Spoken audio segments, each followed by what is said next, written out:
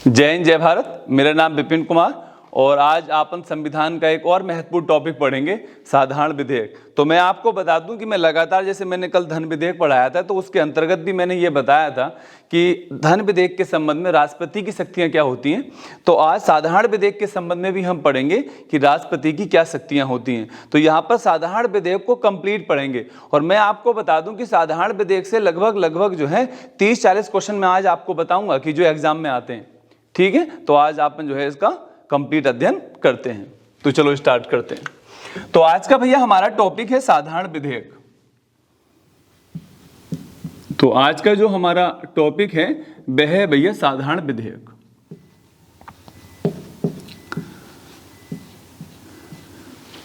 ठीक है, तो इसके बारे में आज अपन पढ़ते हैं। मैं आपको बता दूं कि साधारण विधेयक के बारे में जो दे रखा है वह संविधान का एक अनुच्छेद है। संविधान का एक अनुच्छेद है और उस अनुच्छेद का नाम है भैया 107।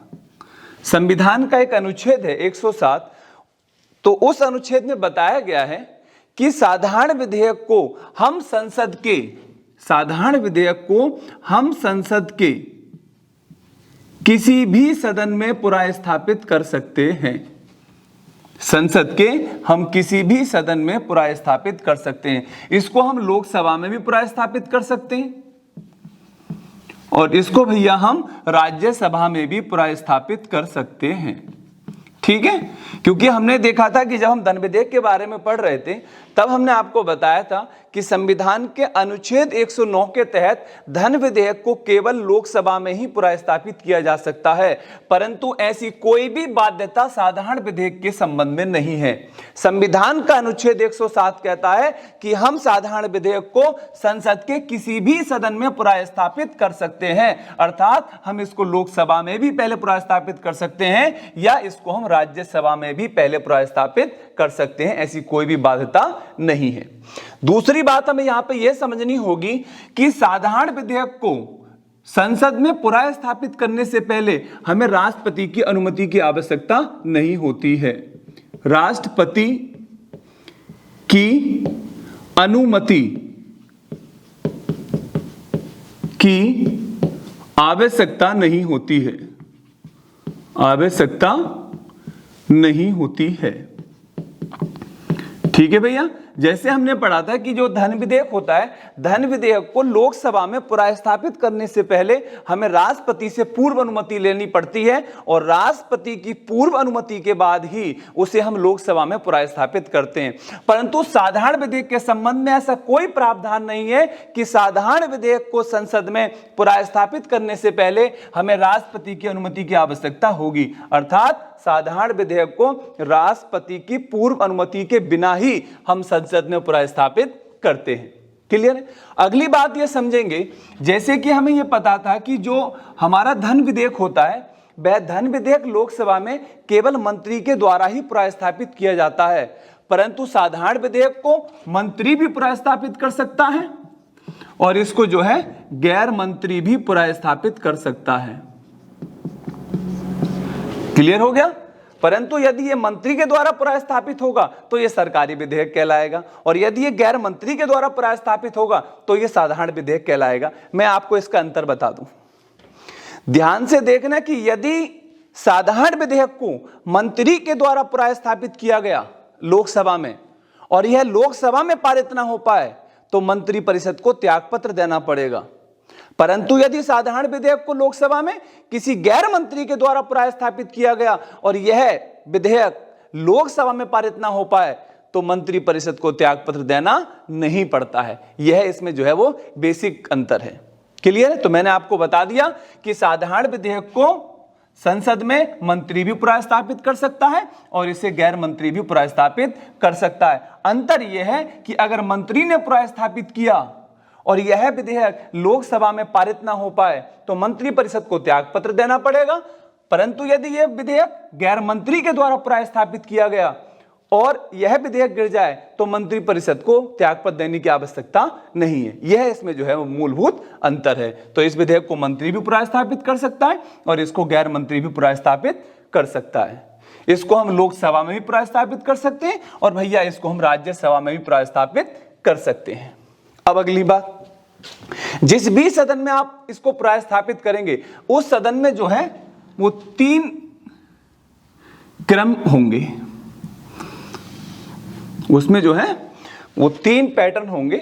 हम ये कह सकते हैं कि 3 क्रम में जो है वो उस सदन में जो है वो पारित होगा। कैसे देखेंगे, जिस भी सदन में आप पुनर्स्थापित करोगे, चाहे आप लोकसभा में कर लो चाहे आप राज्यसभा में कर लो, आपको प्रत्येक सदन में जो है वो 3 वाचन करने होंगे, अर्थात 3 पाठन करने होंगे।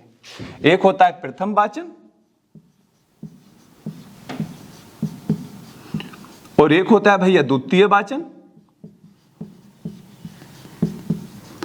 और एक होता है भैया तृतीय वाचन। ठीक उसी प्रकार से राज्यसभा में भी एक होता है प्रथम वाचन और एक होता है द्वितीय वाचन, एक होता है भैया तृतीय वाचन।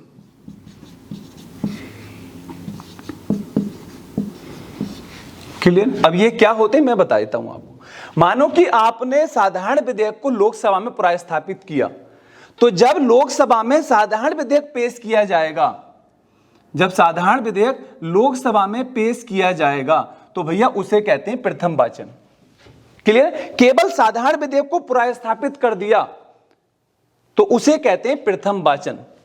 प्रथम वाचन के बाद भैया होगा द्वितीय वाचन और द्वितीय वाचन में भी जो है यहां पर 3 चरण होंगे। पहले चरण में क्या होगा कि जो आपने साधारण विधेयक लोकसभा में पुनर्स्थापित किया था उस पर साधारण बहस होगी, उस पर जो है साधारण बहस होगी, मतलब उस पर विस्तृत बहस नहीं होगी, उस पर थोड़ा बहुत जो है वो विचार विमर्श होगा। इसके बाद साधारण बहस के बाद जो है वो साधारण विधेयक आप जो है पिरवर समिति को सौंप देंगे। उस सदन की जो पिरवर समिति होगी उस पिरवर समिति को वह विधेयक सौंप दिया जाएगा। पिरवर समिति उस विधेयक का खंडवार अध्ययन करेगी, खंडवार अध्ययन करेगी, मतलब उसका संपूर्ण अध्ययन करेगी कि इसमें क्या कमियां हैं और इसमें क्या कमियां नहीं हैं, इसमें हम क्या सुधार कर सकते हैं और क्या सुधार इसमें हम नहीं कर सकते। उसका खंडवार अध्ययन कौन करेगी? पिरवर समिति करेगी। जब पिरवर समिति उस पर अपना खंडवार अध्ययन कर लेगी तो फिर उस पर जो है विचार विमर्श होगा, उस पर जो भैया विचार विमर्श होगा। विचार विमर्श के दौरान यहां पर यह निर्णय लिया जाएगा कि इसमें कौन से संशोधन होने हैं और इसमें कौन से संशोधन नहीं होने हैं। यदि इसमें कोई संशोधन करना है तो वह संशोधन इस विचार विमर्श के दौरान जो है वह सम्मिलित कर लिया जाएगा और जब इसमें वो संशोधन हो जाएगा तो वह संशोधन इस विधेयक का जो है भाग बन जाएगा। ये 3 चरण हो जाने के बाद फिर उस सदन में आपका तृतीय वाचन होगा। उस सदन में जो है भैया क्या होगा? आपका तृतीय वाचन होगा और तृतीय वाचन में 2 काम होंगे, या तो ये अस्वीकार होगा या भैया ये क्या होगा? स्वीकार होगा। अगर अस्वीकार हो जाएगा तो यह साधारण विधेयक यहीं पर गिर जाएगा, अर्थात यह विधेयक पारित नहीं हो पाएगा। और यदि यह विधेयक स्वीकार कर लिया जाएगा तो भैया ये दूसरे सदन में जाएगा। ठीक है, अगर अस्वीकार हो गया तो विधेयक यहीं पर गिर जाएगा और यदि इसको स्वीकार कर लिया तब विधेयक भैया जो है वो दूसरे सदन में जाएगा। तो जो 3 चरण प्रथम सदन में हुए थे, प्रथम वाचन, द्वितीय वाचन और तृतीय वाचन, वह तीनों चरण जो है राज्यसभा में भी होंगे, अर्थात दूसरे सदन में भी होंगे। प्रथम वाचन, द्वितीय वाचन और तृतीय वाचन, अर्थात जब राज्यसभा में पेश किया जाएगा तो उसे बोलेंगे भैया प्रथम वाचन। क्लियर है? फिर उसमें क्या होगा? उसमें भी जाके द्वितीय वाचन में क्या होगा? साधारण बहस होगी, साधारण बहस होगी। साधारण बहस के बाद इस सदन में भी जो है वो पिरवर समिति को सौंप दिया जाएगा और जो पिरवर समिति है वह इस पर क्या करेगी, खंडवार अध्ययन करेगी, खंडवार अध्ययन करेगी। और खंडवार अध्ययन करने के बाद इसमें तीसरा चरण क्या होगा कि भैया उस पर जो है विचार विमर्श होगा। और विचार विमर्श के बाद जो है तृतीय वाचन होगा। क्या होगा, तृतीय वाचन होगा। तो जब तृतीय वाचन होगा तो उसमें क्या निर्णय लिया जाएगा, तृतीय वाचन में यह निर्णय लिया जाएगा कि या तो इसे आप स्वीकार कर लें, अर्थात क्या कर दें, इसको यहां से पारित कर दें। यदि यहां से पारित हो जाएगा तो भैया फिर ये राष्ट्रपति के पास चला जाएगा, या आप इसमें कोई संशोधन कर दें, या आप इसे अस्वीकार कर दें। या तो आप इसे स्वीकार कर लें तब ये पारित माना जाएगा, या आप इसमें कोई संशोधन कर दें, या आप इसे अस्वीकार कर दें, या अधिकतम आप इसे जो है 6 माह तक अपने पास रोक सकते हैं, 6 माह तक अपने पास रोक सकते हैं। क्लियर हुई बात? एक बार और समझेंगे कि ये किसी भी सदन में पुनर्स्थापित हो सकता है, चाहे इसको हम लोकसभा में पुनर्स्थापित करें, चाहे इसको हम राज्यसभा में पुनर्स्थापित करें। जिस भी सदन में पुनर्स्थापित करेंगे उस सदन में 3 चरण होंगे, एक प्रथम वाचन, एक द्वितीय वाचन और एक तृतीय वाचन। प्रथम वाचन का मतलब होता है कि जब लोकसभा में उस साधारण विधेयक को पेश किया जाएगा तो उसे कहते हैं भैया प्रथम वाचन। द्वितीय वाचन में क्या होता है, उस पर साधारण बहस होगी और उस साधारण विधेयक को जो है पिरवर समिति को सौंप दिया जाएगा। पिरवर समिति उस पर खंडवार अध्ययन करेगी और खंडवार अध्ययन करने के बाद में उसमें विचार विमर्श होगा और यहां पर यह निर्णय लिया जाएगा कि भाई जो साधारण विधेयक पेश किया गया था क्या इसमें कोई संशोधन करना है या इसमें कोई संशोधन नहीं करना है। अगर इसमें कोई संशोधन करना है तो वह संशोधन यहां पर स्वीकार कर लिया जाएगा और संशोधन करने के बाद वो उस साधारण विधेयक का भाग बन जाएगा। इसके बाद में तृतीय वाचन होगा और तृतीय वाचन में यह डिसीजन लिया जाएगा कि इसे हमें स्वीकार करना है या इसे हमें अस्वीकार करना है, अर्थात यहां पर मतदान होगा। यहां पर क्या होगा, मतदान होगा। यदि मतदान में यह बहुमत से पारित हो जाता है, यदि मतदान में यह साधारण बहुमत से पारित हो जाता है, साधारण बहुमत से पारित हो जाता है तो यह दूसरे सदन में चला जाएगा। यदि साधारण बहुमत से पारित नहीं होता तो यह साधारण विधेयक इसी सदन में गिर जाएगा, गिर जाएगा अर्थात नष्ट हो जाएगा। जब यह स्वीकार कर लिया जाएगा अर्थात साधारण बहुमत से जब यह पारित हो जाएगा तब यह दूसरे सदन में जाएगा। दूसरे सदन में भी 3 चरण होंगे, प्रथम वाचन, द्वितीय वाचन और तृतीय वाचन। द्वितीय सदन में जब यह पेश किया जाएगा तो उसे बोलेंगे प्रथम वाचन। द्वितीय वाचन किसे बोलेंगे, जब इस पर साधारण बहस होगी, पिरवर समिति को इसे सौंपा जाएगा और फिर इस पर विचार विमर्श होगा। इसके बाद क्या होगा, इसमें तृतीय वाचन, और तृतीय वाचन के दौरान जो है इस पर 4 चीजें हो सकती हैं। या तो इसे स्वीकार कर लिया जाएगा अर्थात इसे पारित कर दिया जाएगा, या इसमें कोई संशोधन किया जाएगा, या इसे अस्वीकार कर दिया जाएगा, या 6 माह जो है राज्यसभा इसे अपने पास रोक सकती है। मतलब अधिकतम जो वो इसे विलंब कर सकती है वो कितना कर सकती है भैया, 6 माह कर सकती है। क्लियर है? अब बात समझते हैं कि यदि राज्यसभा अर्थात दूसरे सदन ने ऐसा इसमें कोई संशोधन किया जिससे जो प्रथम सदन है अर्थात मान ले कि जो लोकसभा है वह इसे स्वीकार नहीं कर रही है, मतलब प्रथम सदन से पारित हुआ तो द्वितीय सदन में आया और द्वितीय सदन ने इसमें कोई ऐसा संशोधन किया जिससे प्रथम सदन सहमत नहीं है, या द्वितीय सदन इसे अस्वीकार कर दे, या द्वितीय सदन इसे 6 माह तक अपने पास रोक ले, तब क्या होगा, तब यह होगा कि इस विधेयक के संबंध में दोनों सदनों में गतिरोध उत्पन्न हो जाएगा। दोनों सदनों में जो है भैया गतिरोध उत्पन्न हो जाएगा। तो गतिरोध उत्पन्न हो जाएगा, ना तो ये पारित हो पा रहा है ना ये गिर पा रहा है, क्योंकि अगर ये स्वीकार कर लेते तब ये विधेयक जो है राष्ट्रपति के पास अनुमति के लिए चला जाता, परंतु इसने ऐसा कोई संशोधन कर दिया जिससे प्रथम सदन स्वीकार नहीं कर रहा है, तब गतिरोध उत्पन्न हो जाएगा। यदि इसने अस्वीकार कर दिया तब गतिरोध उत्पन्न हो जाएगा। यदि 6 माह से अधिक समय के लिए अपने पास रोक लिया तब गतिरोध उत्पन्न हो जाएगा। तो जो ये गतिरोध उत्पन्न हुआ था, इस गतिरोध को समाप्त करने के लिए संविधान में एक प्रावधान है। संविधान में एक अनुच्छेद है 108। संविधान में एक अनुच्छेद है 108 और संविधान के अनुच्छेद 108 के तहत जो है संयुक्त अधिवेशन का प्रावधान है।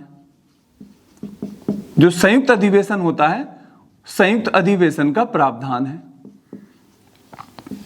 अर्थात दोनों सदनों में जो गतिरोध उत्पन्न हुआ था, उस गतिरोध को समाप्त करने के लिए संविधान के अनुच्छेद 108 के तहत संयुक्त अधिवेशन बुलाया जाएगा। अब बात यह आती है कि इस संयुक्त अधिवेशन को कौन बुलाएगा। इस संयुक्त अधिवेशन को बुलाने की जो शक्ति होती है वो किसके हाथ में होती है? राष्ट्रपति के हाथ में होती है। और ध्यान रख लेना, यहां पे राष्ट्रपति स्वयं विवेक के आधार पर नहीं बुलाएगा, यहां पे राष्ट्रपति मंत्री परिषद की सलाह के आधार पर ही बुलाएगा। ऐसा नहीं है कि राष्ट्रपति स्वयं विवेक के आधार पर बुला ले। राष्ट्रपति जो संयुक्त अधिवेशन बुलाता है संविधान के अनुच्छेद 108 के तहत, वह मंत्री परिषद की सलाह के आधार पर ही बुलाता है। तो अनुच्छेद 108 के तहत राष्ट्रपति के द्वारा संयुक्त अधिवेशन बुलाया जाएगा। दूसरी बात यहां पर यह है कि भाई जो संयुक्त अधिवेशन बुलाया जाएगा इसकी अध्यक्षता कौन करेगा? तो संयुक्त अधिवेशन की अध्यक्षता करता है लोकसभा का अध्यक्ष। लोकसभा का अध्यक्ष। जो संयुक्त अधिवेशन है इसकी अध्यक्षता कौन करता है? लोकसभा का अध्यक्ष। यहां से ध्यान देने वाली बात है कि यदि लोकसभा का अध्यक्ष नहीं है तो कौन करेगा? उपाध्यक्ष। क्लियर है? या तो लोकसभा का अध्यक्ष करेगा, अगर लोकसभा का अध्यक्ष नहीं है तो उपाध्यक्ष करेगा, अगर उपाध्यक्ष नहीं है तो राज्यसभा का उपसभापति करेगा। देखो, साधारणतः जो राज्यसभा होती है उसका सभापति इसकी अध्यक्षता नहीं करता है, क्योंकि वह किसी भी सदन का सदस्य नहीं होता है। क्लियर है? तो इसकी अध्यक्षता कौन करेगा? लोकसभा का अध्यक्ष। अगर ये नहीं है तो उपाध्यक्ष, और उपाध्यक्ष नहीं है तो राज्यसभा का उपसभापति। क्लियर है? और यहां पर जो कार्यवाही होगी वो राज्यसभा के नियमों के अनुसार नहीं होगी। यहां पर जो कार्यवाही चलेगी वो लोकसभा के नियमों के अनुसार चलेगी। ये ध्यान दे लेना आप। मतलब संयुक्त अधिवेशन के दौरान जो कार्यवाही होती है, वो जो नियम चलेंगे वो राज्यसभा के नियम नहीं चलेंगे, वह नियम किसके चलेंगे भैया? लोकसभा के चलेंगे। क्लियर है? और यहां पर जो विधेयक पारित होगा वह साधारण बहुमत से होगा। किससे होगा? साधारण बहुमत से होगा। क्लियर है? अगली बात यह है, ये अच्छी से समझ लेना कि जो ये संयुक्त अधिवेशन है, ना तो ये धन विधेयक के संबंध में बुलाया जाता है, ना तो ये धन विधेयक के संबंध में बुलाया जाता है, ना ही ये संविधान संशोधन के विषय में बुलाया जाता है। संविधान संशोधन विधेयक। क्लियर है? ना तो ये धन विधेयक के संबंध में बुलाया जाएगा, ना ये संविधान संशोधन विधेयक के संबंध में बुलाया जाएगा। संयुक्त अधिवेशन का प्रावधान केवल साधारण बहुमत के जो साधारण विधेयक होता है उसी के संबंध में बुलाया जाता है। क्लियर है? तो यहां से एक बात समझ लेंगे कि अगर साधारण विधेयक के संबंध में लोकसभा व राज्यसभा में गतिरोध उत्पन्न हो जाए तो उस गतिरोध को समाप्त करने के लिए अनुच्छेद 108 के तहत संयुक्त अधिवेशन बुलाया जाएगा, और यह संयुक्त अधिवेशन राष्ट्रपति बुलाएगा, और राष्ट्रपति इस संयुक्त अधिवेशन को मंत्री परिषद की सलाह के आधार पर बुलाएगा। इस संयुक्त अधिवेशन की अध्यक्षता लोकसभा का अध्यक्ष करेगा।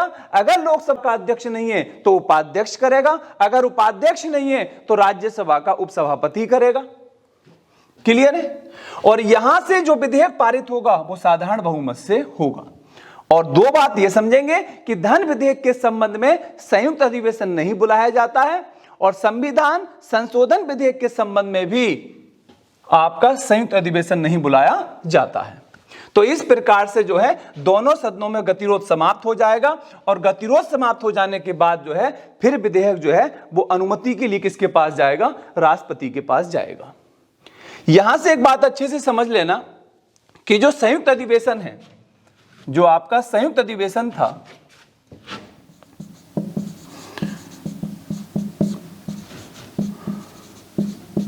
वह संयुक्त अधिवेशन अभी तक केवल 3 ही बार बुलाया गया है।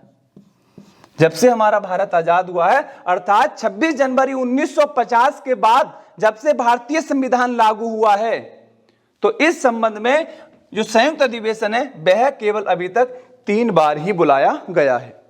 इसको पहली बार बुलाया था दहेज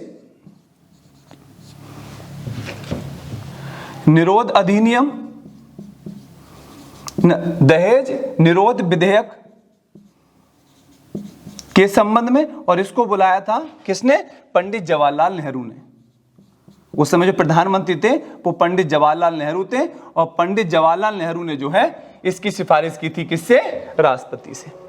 दूसरी बार जो बुलाया गया था वो बुलाया गया था बैंकिंग सेवा आयोग, बैंकिंग सेवा आयोग विधेयक के संबंध में, और उस समय जो भारत के प्रधानमंत्री थे वह प्रधानमंत्री थे मोरारजी देसाई, मोरारजी देसाई। और तीसरी बार जो संयुक्त अधिवेशन बुलाया गया वो बुलाया गया आतंकवाद निरोध विधेयक, जिसको पोटा कहते हैं, और यह बुलाया गया उस समय जो प्रधानमंत्री थे भैया वह अटल बिहारी वाजपेयी थे। तो अटल बिहारी वाजपेयी के कार्यकाल के दौरान जो है इसको बुलाया गया था। तो अभी तक संयुक्त अधिवेशन जो है वो केवल 3 ही बार बुलाया गया है। तो इसको एक बार अच्छे से समझ लेते हैं, ठीक है भैया। समझ लेते हैं कि साधारण विधेयक को संसद में पुनर्स्थापित करने से पहले हमें राष्ट्रपति की अनुमति की आवश्यकता नहीं होती है। क्लियर है? और साधारण विधेयक को संविधान के अनुच्छेद 107 के तहत संसद के किसी भी सदन में पुनर्स्थापित कर सकते हैं, चाहे इसे हम लोकसभा में करें चाहे इसे हम राज्यसभा में करें। फिर हमने बताया कि संसद में इसे मंत्री भी पुनर्स्थापित कर सकता है और इसे गैर मंत्री भी पुनर्स्थापित कर सकता है। अंतर यह है कि अगर मंत्री ने इसे पुनर्स्थापित किया और विधेयक गिर जाए, यदि मंत्री ने इसे लोकसभा में पुनर्स्थापित किया और विधेयक गिर जाए तो मंत्री परिषद को त्याग पत्र देना पड़ता है, और यदि गैर मंत्री के द्वारा इसे लोकसभा में पुनर्स्थापित किया और विधेयक गिर जाए तो मंत्री परिषद को त्याग पत्र देना नहीं पड़ता है। अब जिस भी सदन में पुनर्स्थापित किया जाएगा उसमें 3 वाचन होंगे, प्रथम वाचन, द्वितीय वाचन और तृतीय वाचन। प्रथम वाचन उसे कहते हैं जिसमें इसको वहां पर पेश किया जाता है। द्वितीय वाचन में 3 काम होंगे, इस पे साधारण बहस होगी, फिर प्रवर समिति को सौंपा जाएगा, वो इस पर खंडवार अध्ययन करेगी, फिर इस पे विचार विमर्श किया जाएगा और इसमें जो संशोधन है वह संशोधन यहां पर स्वीकार किया जाएगा। अगर संशोधन स्वीकार कर लिया तो वह विधेयक का भाग बन जाएगा। इसके बाद तृतीय वाचन होगा। तृतीय वाचन के दौरान या तो इसे अस्वीकार किया जाएगा या इसे स्वीकार किया जाएगा, अर्थात यहां पर मतदान होगा।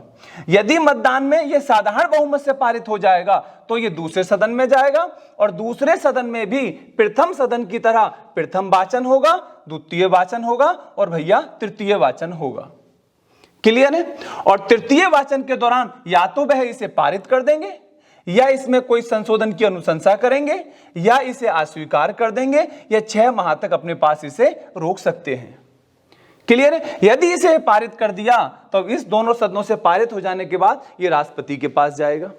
परंतु यदि इसने इसमें ऐसा कोई संशोधन कर दिया जिससे जो प्रथम सदन है वह स्वीकार नहीं कर रहा या द्वितीय सदन ने इसे अस्वीकार कर दिया या 6 माह से अधिक अपने पास रोक लिया, तो उन दोनों सदनों में जो है वो गतिरोध उत्पन्न हो जाएगा और उस गतिरोध को समाप्त करने के लिए अनुच्छेद 108 के तहत संयुक्त अधिवेशन बुलाया जाएगा और इस संयुक्त अधिवेशन को बुलाएगा राष्ट्रपति मंत्री परिषद की सलाह के आधार पर। और इस संयुक्त अधिवेशन की अध्यक्षता लोकसभा का अध्यक्ष करेगा, अगर वह नहीं है तो उपाध्यक्ष करेगा, वह नहीं है तो राज्यसभा का उपसभापति करेगा। और संयुक्त अधिवेशन की जो कार्रवाई होगी वो लोकसभा के नियमों के अनुसार होगी, ना कि राज्यसभा के नियमों के अनुसार। यहां पर विधेयक साधारण बहुमत से पारित होगा, क्लियर है। और यदि विधेयक यहां से साधारण बहुमत से पारित हो जाएगा तो फिर बाद में वो जो है राष्ट्रपति के पास अनुमति लेने के लिए जाएगा। फिर मैंने आपको बताया कि धन विधेयक के संबंध में संयुक्त अधिवेशन नहीं बुलाया जाता है, और संविधान संशोधन विधेयक के संबंध में भी जो संयुक्त अधिवेशन होता है वह नहीं बुलाया जाता है। केवल साधारण विधेयक के संबंध में ही संविधान के अनुच्छेद 108 के तहत जो है आपका संयुक्त अधिवेशन बुलाया जाता है। क्लियर है, आपने अच्छे से समझ लिया। अब एग्जाम में इससे क्वेश्चन कैसे आएगा? अगर एग्जाम में इससे प्रश्न पूछेगा तो किस आधार पर पूछेगा, तो मैं आपको बता रहा हूं प्रश्न, और आपको देखना है कि उसका उत्तर क्या होगा। आपसे पूछ सकता है कि साधारण विधेयक कौन से अनुच्छेद के तहत संसद के किसी भी सदन में पुनर्स्थापित किया जाता है, तो भैया आंसर हो जाएगा 107। आपसे क्वेश्चन पूछ सकता है कि साधारण विधेयक को संसद में पुनर्स्थापित करने से पहले क्या राष्ट्रपति की अनुमति की आवश्यकता होती है, तो आंसर हो जाएगा नहीं। फिर आपसे क्वेश्चन पूछ लेगा कि साधारण विधेयक को संसद में पुनर्स्थापित कौन करेगा, मंत्री या गैर मंत्री, तो भैया साधारण विधेयक को मंत्री भी पुनर्स्थापित कर सकता है और गैर मंत्री भी पुनर्स्थापित कर सकता है। क्लियर है। फिर आपसे अगला क्वेश्चन पूछ सकता है कि साधारण विधेयक दोनों सदनों से कैसे पारित होगा, विशेष बहुमत से या साधारण बहुमत से, तो भैया कैसे पारित होगा, साधारण बहुमत से। अगला क्वेश्चन पूछ सकता है आपसे कि राज्यसभा साधारण विधेयक को अपने पास कितने दिन तक रोक सकती है, अर्थात कितने समय तक रोक सकती है, तो आंसर हो जाएगा भैया 6 माह। अगली बात आती है कि यदि साधारण विधेयक के संबंध में लोकसभा व राज्यसभा में गतिरोध उत्पन्न हो जाए तो वह गतिरोध समाप्त कैसे होता है, तो वह गतिरोध समाप्त होता है संयुक्त अधिवेशन से। फिर आपसे क्वेश्चन पूछ सकता है कि जो संयुक्त अधिवेशन है इसका प्रावधान संविधान के कौन से अनुच्छेद में है, तो भैया अनुच्छेद कौन से में है, 108 में। फिर आपसे क्वेश्चन पूछ सकता है कि जो संयुक्त अधिवेशन है वह कौन बुलाता है, कौन बुलाता है भैया, राष्ट्रपति बुलाता है। फिर आपसे क्वेश्चन पूछ सकता है कि संयुक्त अधिवेशन की अध्यक्षता कौन करता है, तो संयुक्त अधिवेशन की अध्यक्षता कौन करता है भैया, लोकसभा का अध्यक्ष। फिर आपसे प्रश्न पूछ सकता है कि साधारण विधेयक को यदि उसके संबंध में गतिरोध उत्पन्न हो जाए तो संयुक्त अधिवेशन में उसे पारित कैसे कराते हैं, तो भैया उसे पारित कराते हैं साधारण बहुमत से। फिर आपसे प्रश्न पूछ सकता है कि संयुक्त अधिवेशन का प्रावधान किसके संबंध में नहीं है, तो धन विधेयक के संबंध में नहीं है और संविधान संशोधन विधेयक के संबंध में नहीं है। फिर आपसे प्रश्न पूछ सकता है कि अभी तक संयुक्त अधिवेशन कितनी बार बुलाया गया, तो भैया अभी तक संयुक्त अधिवेशन 3 बार बुलाया गया। एक तो दहेज निरोध विधेयक के संबंध में, एक बैंकिंग सेवा आयोग विधेयक के संबंध में, और एक आतंकवाद निरोध विधेयक के संबंध में। फिर आपसे प्रश्न पूछ सकता है कि दहेज निरोध विधेयक के संबंध में जब संयुक्त अधिवेशन बुलाया गया तो उस समय भारत के प्रधानमंत्री कौन थे, तो आंसर हो जाएगा पंडित जवाहरलाल नेहरू। फिर आपसे प्रश्न पूछ सकता है कि बैंकिंग सेवा आयोग विधेयक के संबंध में जब संयुक्त अधिवेशन बुलाया गया तो उस समय भारत के प्रधानमंत्री कौन थे, तो कौन थे भैया, मोरारजी देसाई। फिर आपसे प्रश्न पूछ सकता है कि जब आतंकवाद निरोध विधेयक के संबंध में संयुक्त अधिवेशन बुलाया गया तो उस समय भारत के प्रधानमंत्री कौन थे, तो भैया उस समय भारत के प्रधानमंत्री थे अटल बिहारी वाजपेयी। तो इससे जो है बहुत सारे क्वेश्चन जो है एग्जाम में पूछ लेता है। अब जब दोनों सदनों से पारित हो जाएगा तब किसके पास जाएगा भैया, राष्ट्रपति के पास जाएगा। तो अब आगे अपन पढ़ेंगे कि राष्ट्रपति के पास इस संबंध में क्या शक्तियां होती हैं। तो अभी तक हमने ये देखा कि वो लोकसभा में जाएगा और लोकसभा से वो राज्यसभा में जाएगा, और जब दोनों सदनों से वह पारित हो जाएगा तब वह किसके पास अनुमति के लिए जाएगा, राष्ट्रपति के पास अनुमति के लिए जाएगा। तो अब बात आती है कि जब साधारण विधेयक अनुमति के लिए राष्ट्रपति के पास जाएगा तो राष्ट्रपति के पास साधारण विधेयक के संबंध में क्या शक्तियां होती हैं, ये यहां पर हम देखेंगे। तो जब ये साधारण विधेयक जो है, जो साधारण विधेयक था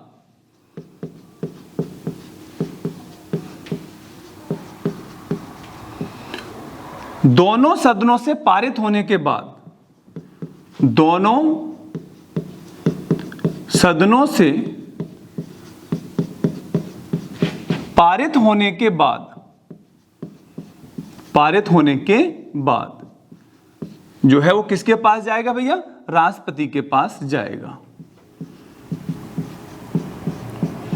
जब ये दोनों सदनों से पारित हो जाएगा तो फिर ये अनुमति के लिए किसके पास जाएगा? राष्ट्रपति के पास जाएगा।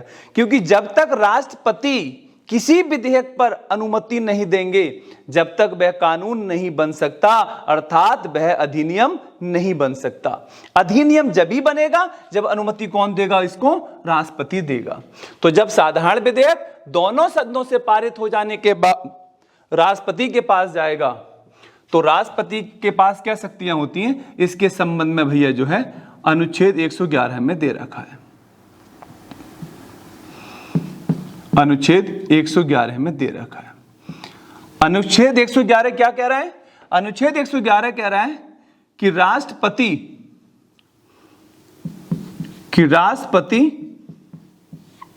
अनुमति दे सकता है, राष्ट्रपति अनुमति दे सकता है, ठीक है। और यदि राष्ट्रपति ने अनुमति दे दी तो जो विधेयक था वो क्या बन जाएगा? अधिनियम बन जाएगा। यदि राष्ट्रपति ने अनुमति दे दी तो विधेयक क्या बन जाएगा? अधिनियम बन जाएगा, अर्थात कानून की तरह उसका समावेश कर लिया जाएगा। और दूसरा क्या है? दूसरा यह है कि राष्ट्रपति अपनी अनुमति सुरक्षित रख सकता है। राष्ट्रपति अपनी अनुमति सुरक्षित रख सकता है।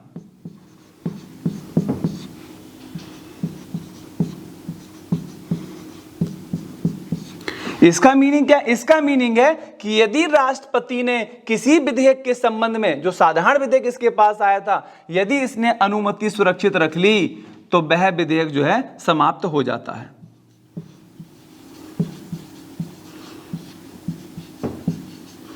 विधेयक समाप्त हो जाता है। और क्या कर सकता है? और यह कर सकता है वह पुनर्विचार के लिए भेज सकता है। वह पुनर्विचार के लिए भेज सकता है। क्लियर है? तो मैंने आपको बताया कि साधारण विधेयक दोनों सदनों से पारित हो जाने के बाद राष्ट्रपति के पास आएगा। अब राष्ट्रपति के पास कौन सी शक्तियां साधारण विधेयक के संबंध में? वह अनुच्छेद 111 में दी गई हैं। अनुच्छेद 111 के अनुसार राष्ट्रपति उस पर अपनी अनुमति दे सकता है। यदि राष्ट्रपति ने साधारण विधेयक पर अपनी अनुमति दे दी तब वह अधिनियम बन जाएगा, अर्थात कानून की तरह उसका समावेश कर लिया जाएगा। और यदि राष्ट्रपति ने अपनी अनुमति सुरक्षित रख ली तो विधेयक समाप्त हो जाता है। और तीसरी कंडीशन क्या है? कि वह पुनर्विचार के लिए संसद के पास भेज सकता है। वह पुनर्विचार के लिए संसद के पास भेज सकता है। और यदि पुनर्विचार के बाद दोबारा राष्ट्रपति के पास वह विधेयक आता है, मतलब यदि उसके पास आया तो वह पुनर्विचार के लिए संसद के पास भेज देगा, और संसद पुनर्विचार के बाद दोबारा यदि राष्ट्रपति के पास भेज देती है तो राष्ट्रपति इस पर अपनी अनुमति देने के लिए बाध्य है। अनुमति देने के लिए बाध्य है। क्लियर है? तो अनुच्छेद 111 के तहत राष्ट्रपति अनुमति दे भी सकता है, राष्ट्रपति अपनी अनुमति सुरक्षित रख सकता है, और राष्ट्रपति पुनर्विचार के लिए लौटा सकता है। यदि अनुमति दे देगा तब वह अधिनियम बन जाएगा। यदि अनुमति सुरक्षित रख लेगा तो विधेयक समाप्त हो जाएगा। यदि पुनर्विचार के लिए वह संसद के पास उसको वापस भेज देगा और संसद पुनर्विचार के बाद दोबारा राष्ट्रपति के पास भेजती है तो राष्ट्रपति इस पर अपनी अनुमति देने के लिए भैया क्या है? बाध्य है। क्लियर है? अब इसी के संबंध में जो है एक वीटो पावर होती है। वीटो पावर या वीटो शक्ति इसको कहते हैं। तो इससे एग्जाम में क्वेश्चन आते हैं। वीटो पावर एग्जाम में इससे जो है प्रश्न पूछ लेता है कि राष्ट्रपति की कौन सी वीटो पावर होती है। तो मैं आपको बता दूं, जो वीटो अर्थ है ना, ये लैटिन भाषा का शब्द है। ये भैया लैटिन भाषा का शब्द है। जो लैटिन भाषा है ये लैटिन भाषा का शब्द है और इस शब्द का अर्थ होता है रोकना।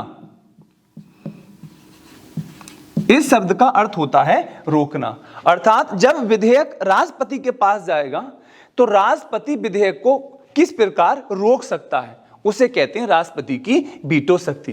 वैसे भारतीय संविधान में स्पष्ट रूप से इन वीटो शक्तियों के बारे में संविधान के किसी अनुच्छेद में कोई उल्लेख नहीं है। उसके बावजूद जो अनुच्छेद 111 है, इसके आधार पर हम यह निष्कर्ष निकालते हैं कि भारत के राष्ट्रपति के पास 3 वीटो शक्ति होती हैं। जो भारत का राष्ट्रपति होता है इसके पास 3 वीटो शक्ति होती हैं। एक होती है भैया आत्यांतिक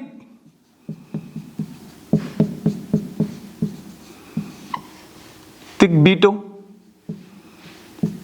इसको इंग्लिश में कहते हैं एब्सोल्यूट वीटो पावर, और दूसरी होती है निलंबनकारी वीटो।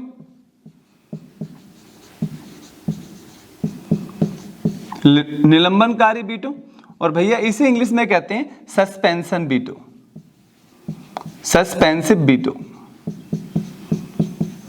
और तीसरी होती है भैया पॉकेट वीटो।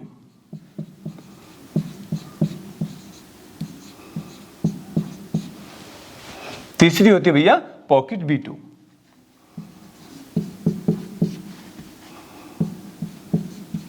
तो भारत के राष्ट्रपति के पास जो होती हैं वो 3 प्रकार की वीटो होती हैं, एक एब्सोल्यूट वीटो, एक सस्पेंसिव वीटो और एक भैया होती है पॉकेट वीटो।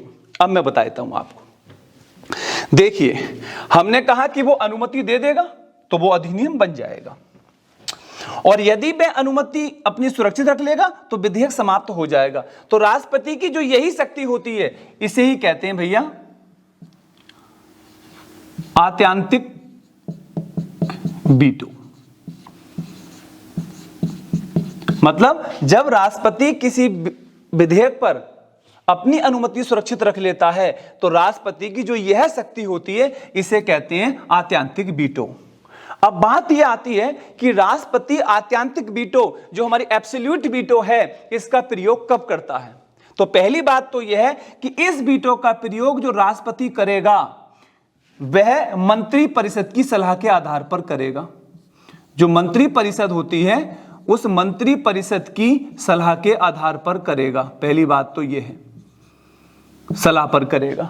वह स्वविवेक के आधार पर एब्सोल्यूट वीटो का प्रयोग नहीं कर सकता। तो राष्ट्रपति जो एब्सोल्यूट वीटो का प्रयोग करेगा वह मंत्री परिषद की सलाह के आधार पर करेगा। अब कब करेगा, इसकी 2 कंडीशन है। इसकी 2 कंडीशन है। क्लियर? पहली कंडीशन यह है कि यदि किसी विधेयक को गैर सरकारी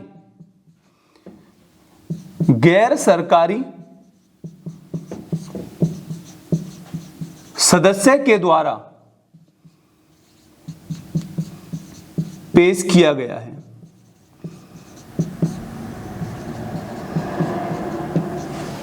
अर्थात यदि जो हमने साधारण विधेयक था वो साधारण विधेयक संसद के सदन में किसी गैर सरकारी सदस्य द्वारा पेश किया गया, अब मान लो दोनों सदनों से वो पारित भी हो गया, परंतु मंत्री परिषद नहीं चाहती कि यह विधेयक जो है वो अधिनियम बन पाए, और मंत्री परिषद इसे दोनों सदनों में नहीं रोक पाई। तो इस संबंध में एक पावर है इसे रोकने की। वो पावर क्या है?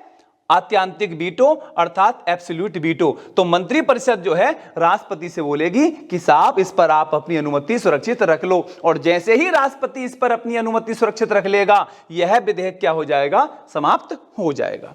दूसरा क्या, मानो जो मंत्री परिषद है वो त्यागपत्र दे दे, मंत्री परिषद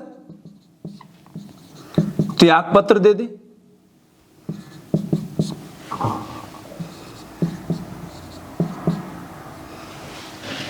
अगर मंत्री परिषद ने त्यागपत्र दे दिया, अगर मंत्री परिषद ने त्यागपत्र दे दिया, और मैंने आपको पहले ही बता दिया है कि राष्ट्रपति इसका प्रयोग मंत्री परिषद की सलाह के आधार पर करेगा, और यदि मंत्री परिषद ने त्यागपत्र दे दिया तो इस त्यागपत्र के बाद जो नई मंत्री परिषद बनेगी, जो नई मंत्री परिषद बनेगी जो नई मंत्री परिषद बनेगी उस नई मंत्री परिषद की सलाह पर राष्ट्रपति इस विधेयक को क्या कर देगा, समाप्त कर देगा, अर्थात वह अपनी एब्सोल्यूट वीटो पावर का प्रयोग करेगा। क्लियर? तो मैंने आपको बता दिया कि आत्यांतिक वीटो पावर का प्रयोग जो राष्ट्रपति जो करता है वह मंत्री परिषद की सलाह के आधार पर करता है। और इसे कब करेगा, इसकी दो कंडीशन है। वो जब कर सकता है जब किसी साधारण विधेयक को गैर सरकारी सदस्य द्वारा पेश किया गया हो और सरकार इससे सहमत ना हो। और दूसरी बात, यदि मंत्री परिषद ने त्यागपत्र दे दिया हो तो जो दूसरी मंत्री परिषद आती है वह ऐसा करने के लिए राष्ट्रपति से कहती है, तो राष्ट्रपति यहां पर जो है अपनी एब्सोल्यूट वीटो का प्रयोग कर लेगा। दूसरी है राष्ट्रपति की निलंबनकारी वीटो। तो जो राष्ट्रपति की निलंबनकारी वीटो है अर्थात वह पुनर्विचार वाली है। जो पुनर्विचार है इसी से संबंधित है राष्ट्रपति की निलंबनकारी वीटो। निलंबनकारी वीटो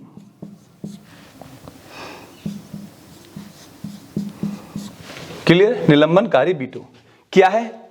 यह है निलंबनकारी वीटो ये कहती है कि राष्ट्रपति के पास जब कोई विधेयक आता है तो राष्ट्रपति के पास ये शक्ति है कि वह उस विधेयक को पुनर्विचार के लिए संसद के पास भेज सकती है।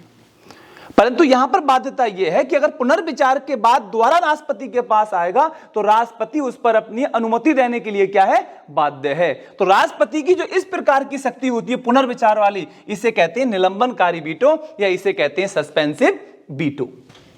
देखो इसका प्रयोग भी किया गया है। हुआ क्या कि एक विधेयक आया था office of profit, office of profit, और ये जब ये विधेयक आया तो उस समय जो भारत के राष्ट्रपति थे वो डॉक्टर एपीजे अब्दुल कलाम थे। डॉक्टर एपीजे अब्दुल कलाम थे। डॉक्टर एपीजे अब्दुल कलाम थे। तो डॉक्टर एपीजे अब्दुल कलाम ने इस पर अपनी अनुमति पहली बार में नहीं दी, उन्होंने पुनर्विचार के लिए जो है इसे संसद के पास भेज दिया। परंतु संसद ने पुनर्विचार के बाद दोबारा एपीजे अब्दुल कलाम साहब के पास भेज दिया। तो बाद में तो पता ही है तुम्हें कि उस पर बाध्यता है, तो उसके बाद जो है डॉक्टर एपीजे अब्दुल कलाम ने जो है उसे अपनी अनुमति दे दी थी। तो इसे कहते हैं, जो पुनर्विचार की शक्ति राष्ट्रपति के पास होती है, इसे कहते हैं निलंबनकारी वीटो। तीसरी पावर क्या होती है मैं उसके बारे में बता देता हूं। राष्ट्रपति की तीसरी पावर होती है pocket veto. Pocket veto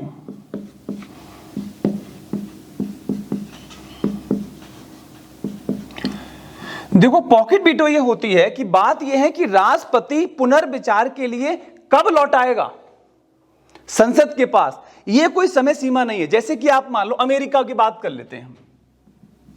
America में क्या होता है कि जब अमेरिका में कोई विधेयक राष्ट्रपति के पास जाता है, या तो वह अनुमति दे देगा या सुरक्षित रख लेगा, या 10 दिन के अंदर जो है उसे पुनर्विचार के लिए लौटा देगा। पर भारत का राष्ट्रपति कितने समय के बाद उसे पुनर्विचार के बाद लौटाएगा, ऐसा संविधान में कोई निर्धारित नहीं है। क्लियर? कि कितने दिन के बाद लौटाएगा, यह कोई भी टाइम पीरियड नहीं दे रखा है। इसी चीज का फायदा उठाता है भारत का राष्ट्रपति, और इसी का फायदा उठाते हुए ना तो वह इसे स्वीकृति कर, ना तो वह इसे अनुमति देता है, ना तो वह इसे अनुमति देता है, ना वह इसे अस्वीकृत करता है, और ना ही वह इसे पुनर्विचार के लिए भेजता है। तो ना तो वह इसे अनुमति देता है, ना वह इसे अस्वीकृत करता है, ना पुनर्विचार के लिए संसद के पास भेजता है। तो इस प्रकार की जो शक्ति राष्ट्रपति के पास होती है भैया, उसे कहते हैं पॉकेट वीटो। भारत में पॉकेट वीटो का प्रयोग सबसे पहले जो हुआ वो 1986 में हुआ। एक विधेयक था जिस विधेयक का नाम है डाकघर अधिनियम, डाकघर विधेयक, डाकघर पोस्ट ऑफिस विधेयक। जो पोस्ट ऑफिस विधेयक था वह राष्ट्रपति के पास आया और इसको भेजा था, एक प्रधानमंत्री थे राजीव गांधी, तो राजीव गांधी ने इसको भेजा था, और इसमें जो थी वो प्रेस की स्वतंत्रता पर प्रतिबंध लगाने की बातें थी। तो राजीव गांधी ने इसको भेजा, और राजीव गांधी ने भेजा तो उस समय जो भारत के राष्ट्रपति थे वह राष्ट्रपति थे ज्ञानी जेल सिंह, ज्ञानी जेल सिंह। तो राष्ट्रपति ज्ञानी जेल सिंह ने पॉकेट वीटो का प्रयोग करते हुए इस डाकघर विधेयक पर ना तो अनुमति दी, ना अनुमति देने से मना किया, ना पुनर्विचार के लिए संसद के पास भेजा। उन्होंने इसको अपने पास ही रख लिया। और उसके बाद में क्या हुआ? उसके बाद में 1989 में जब मोर्चा सरकार बनी और उस समय जो राष्ट्रपति थे वो वेंकट रमन थे, तो मोर्चा सरकार ने वेंकट रमन से यह सिफारिश कर दी कि इस विधेयक को जो है आप क्या कर दो, समाप्त कर दो। तो इस प्रकार से यह जो विधेयक था वो अधिनियम नहीं बन पाया। तो इसे कहते हैं पॉकेट वीटो। अर्थात पॉकेट वीटो में जब कोई संविधान में टाइम नहीं दे रहा कि कितने समय के बाद में आपको जो है संसद के पास भेजना है, तो इसी चीज का जो है वो लाभ मिलता है राष्ट्रपति को और वह अपनी पॉकेट वीटो का प्रयोग करते हुए उस विधेयक को अपने पास रोक लेता है। क्लियर है? दूसरी बात मैं आपको बता दूं कि जो ये वीटो पावर है, जो आपकी ये वीटो पावर है, इस वीटो पावर का प्रयोग, जो आपकी वीटो पावर है, इस वीटो पावर का प्रयोग संविधान संशोधन विधेयक के संबंध में नहीं किया जाता है। अर्थात जब संविधान संशोधन विधेयक राष्ट्रपति के पास अनुमति के लिए आता है तो वह इस संबंध में कोई भी वीटो पावर का प्रयोग नहीं कर सकता। क्यों नहीं कर सकता? क्योंकि संविधान में 24वां संशोधन हुआ 1971 में और इसके द्वारा राष्ट्रपति को बाध्यकारी बना दिया गया है। राष्ट्रपति को बाध्यकारी बना दिया गया है। राष्ट्रपति को बाध्यकारी बना दिया गया है, बना दिया गया है। अर्थात संविधान संशोधन विधेयक पर राष्ट्रपति किसी भी प्रकार का वीटो प्रयोग नहीं कर सकता। जब संविधान संशोधन विधेयक राष्ट्रपति के पास जाएगा तो राष्ट्रपति उस पर अपनी अनुमति देने के लिए क्या है भैया? बाध्य है। क्लियर है? कौन से संशोधन के द्वारा? 24वां संविधान संशोधन 1971 के द्वारा। तो यह साधारण विधेयक के संबंध में राष्ट्रपति की शक्तियां थी। एक बार ये देख लेंगे कि अगर इससे एग्जाम में क्वेश्चन आएगा तब किस प्रकार से उसका उत्तर हम देंगे। तो आपसे क्वेश्चन पूछ सकता है कि साधारण विधेयक के संबंध में राष्ट्रपति की शक्तियां कौन से अनुच्छेद में है? तो कौन से अनुच्छेद में है? अनुच्छेद 111 में।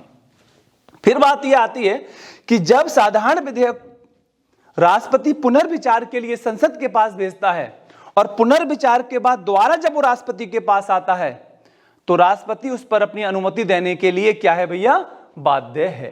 वह इस पर अनुमति देगा ही, अनुमति देने के लिए क्या है? बाध्य है। क्लियर है?